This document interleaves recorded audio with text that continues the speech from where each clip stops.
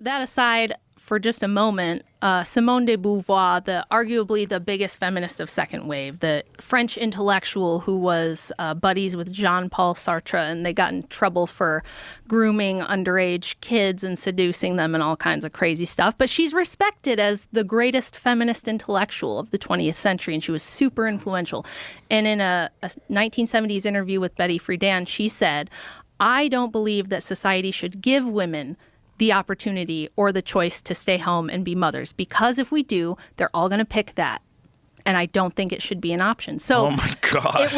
it was the view of the feminists that, and Susan B. Anthony and Elizabeth Cady Stanton said that. They said, we would have never passed suffrage had it not been for men. If it was ever left up to women alone, we would have never passed suffrage. They would have never gone for it. They don't want liberation. Now, of course, from their view, they're like, well, it's because they're oppressed and they don't know that they hate their slavery yet. They just haven't realized how oppressed they are. And if they could see it, for what it is, they wouldn't like it. But we couldn't convince them for 100 years. We had to convince the men that don't you want your daughters to have their own money and this and that?